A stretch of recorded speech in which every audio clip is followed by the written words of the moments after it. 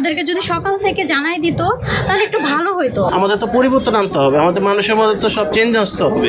ভুক্তভোগী আমরা, দায়ীও আমরা।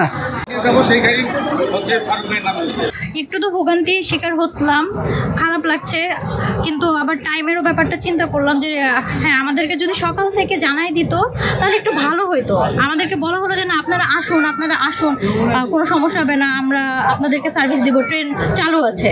কিন্তু আসার পর আমাদেরকে বললো কি বাসে আমাদের যেতে দিবে, কারণ আমরা আবার আরেক দিক দিয়ে আরেকটা বাসের টিকিট কেটে ফেলেছিলাম। এটা যদি আমাদেরকে আরেকটু শিওর করে জানাতো তাহলে আমাদের অ্যাটলিস্ট ওই জায়গাটাতে টাকাটা নষ্ট হতো না।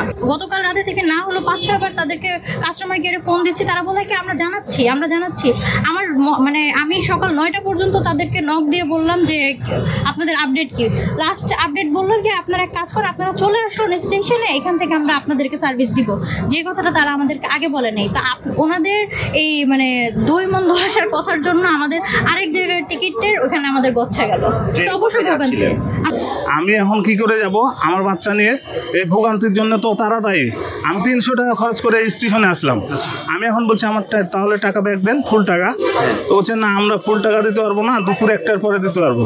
দুপুর 1টার পরে দিন কেস আমার ফুল টাকা দিল, তাহলে আমার গেল কত অধিক লস? 300 টাকা।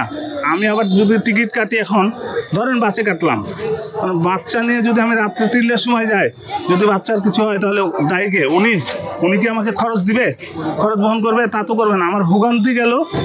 আবার ওনারা কি করছে যে এখন পর্যন্ত কোনো ডিসিশন নেয়নি রাজশাহীতে কি যাবে, কিসের নিয়ে যাবে।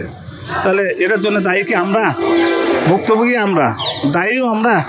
ওনাদের ভুল মানে ডিসিশনের জন্য আমরা কি এটার মানে খেসারত দিব? এটা কি ঠিক বলে? বাট আমরা জনগণরা কিন্তু কোনো সুবিধা কিছুই নাই।